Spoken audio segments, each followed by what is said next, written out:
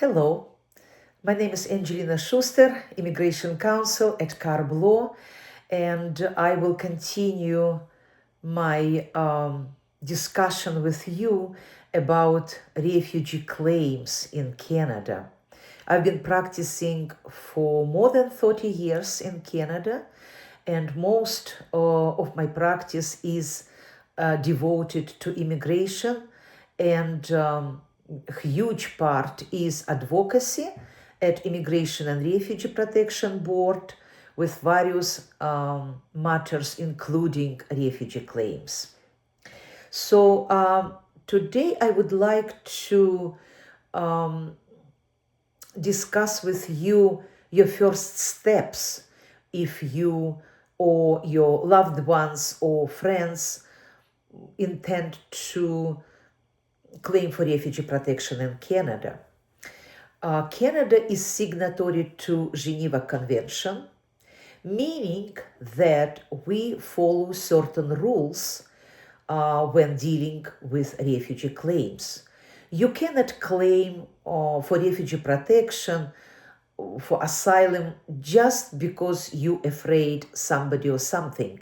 You have to be fit under definition of a refugee. And today we discuss what grounds for refugee protection you have to have before claiming refugee status in Canada. So it's 5 grounds. And many of you already know that those grounds are race, religion, nationality, political opinion, or membership in a particular social group. It's not enough to say that, it is good to explain. For example, race, first ground for seeking protection. You have to be of a certain race to claim that because of that you were persecuted or prosecuted in your country of nationality. I won't go into general terms. I just would like to explain you in samples. For example, you are an Uzbek or a person of Kazakh nationality living in Russia, in former Soviet Union country. And because of that, because let's say you are Uzbek national, not national in the terms of citizenship, you may be citizen of Russia, but living, let's say, in St. Petersburg or Moscow, and you are a visible minority, visible Uzbek with certain characteristics of your appearance, and you are persecuted just because of you Uzbek. Let's say you're deprived from work. If an employer sees you that you are not Russian, or general public targets you, beats you on street, and you claim for protection to the police, and the police does not take any measures just because they despise Uzbeks. It's just an example. Okay? So now religion, because of your faith.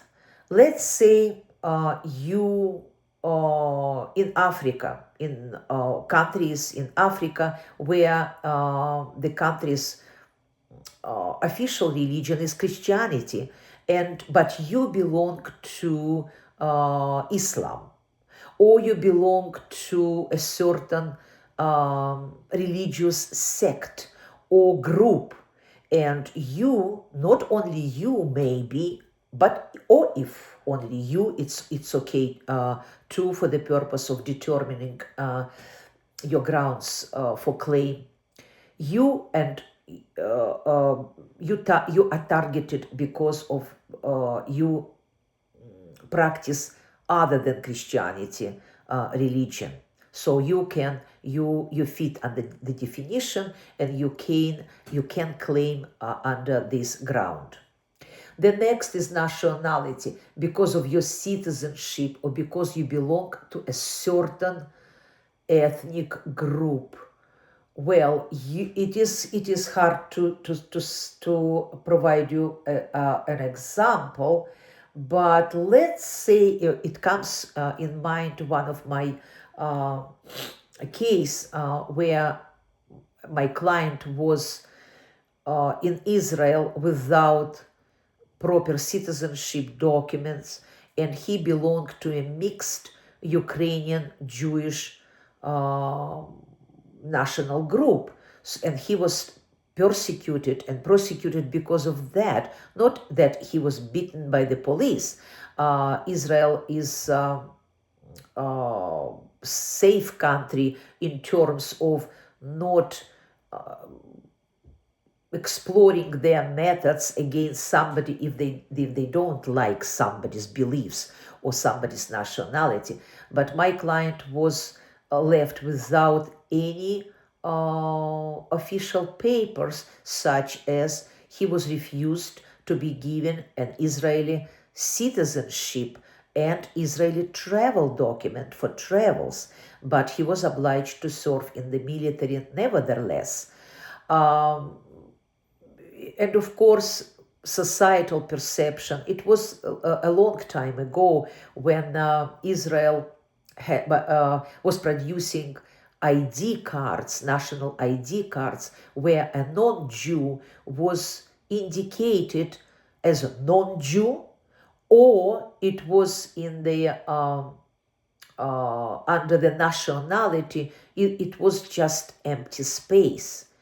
That practice was gravely discriminatory against other than Jewish citizens in Israel. Therefore, we successfully defended that client in refugee board and proved that he was indeed required protection, Canadian protection. Now, another ground is political opinion. Because of your political beliefs or what other people think are your political beliefs. That's another ground. Under Geneva Convention, you can claim refugee protection. And the political opinion samples are vast. For example, we had a client from Ukraine, and he belonged to an opposition. I forgot the name of the party, and that party was targeted by official party at the time of the claim. And he presented us with lots of proof that, yes, he was in a position, he was targeted, he was persecuted, the police was arresting, the police wasn't defending him from the attacks of the official party members. So this claim can be justified. And the last ground is membership in a particular social group. What does it mean?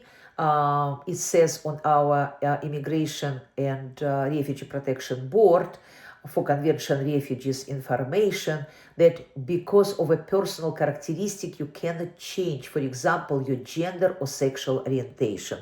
We have vast number of claims from LGBTQ people in Canada, and the grounds for their claims are belonging to a particular social group. Of course, you have to prove that your country not only doesn't support LGBTQ community, but persecutes or prosecute. We have number of countries in Africa that criminalize homosexuality. Russia criminalizes officially LGBTQ community. So we have some refugee claimant coming from those countries. Thank you for listening. Thank you for watching this video. You can leave your comments and ask questions, and we will try to answer all your questions. Thank you. Bye-bye.